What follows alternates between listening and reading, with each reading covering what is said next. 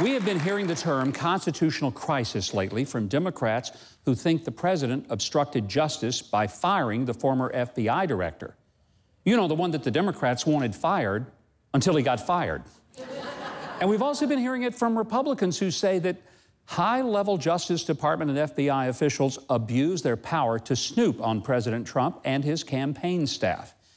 Now, neither are, as of yet, a genuine constitutional crisis. But we are having one that doesn't blame either political party. And the crisis is that a lot of Americans, including the media, seem to have flunked ninth grade civics. And they have no clue what the Constitution provides and protects. Now, some things are pretty fundamental. For example, we have three branches of government: the executive, legislative, and the judicial. I emphasize equal branches because one is not more powerful than another. And it was designed that way so that another basic constitutional absolute could happen, and that's separation of powers. That ensures that the three equal branches operate in cooperation, but are completely separate, and they've got their own operations and procedures. See, James Madison said, "We are not governed by angels." Boy, that's true. And so the reason for three branches of equal power and separate are to provide the constitutional safeguard of checks and balances in which the executive, legislative, and judicial branches serve to check the power of the others. And that keeps power from being unfairly tilted for either a president, a Congress, or the courts.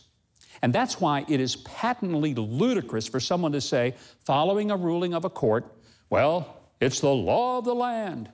Because when a single unelected federal judge recently claimed that he alone had the power to singularly stop the president from exercising his executive power to slow down immigration from certain countries, the tragedy really wasn't the ruling by the unelected and politically minded judge.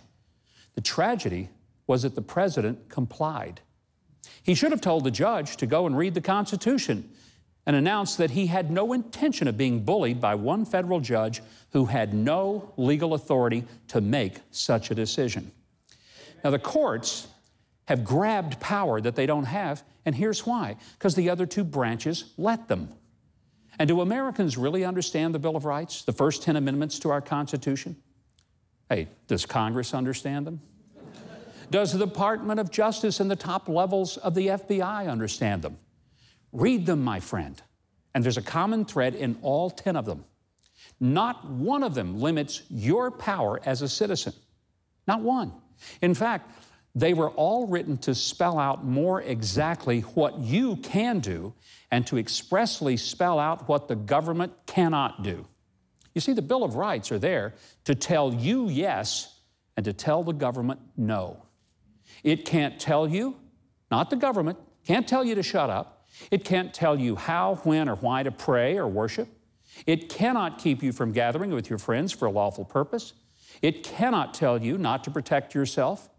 It can't come into your home and search it or search your person without having probable cause that's established by a judge, and then, even then, greatly limits what can be done with what they find.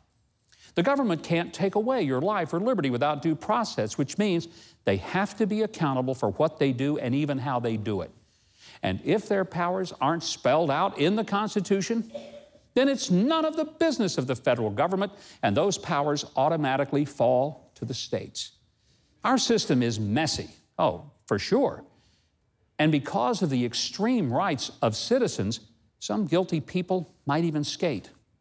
But our system was designed to make sure that the government is your servant and that you never become the servant or the slave of the government.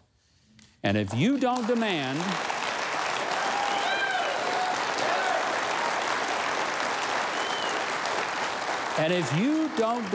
that of your government, then we truly do have a constitutional crisis.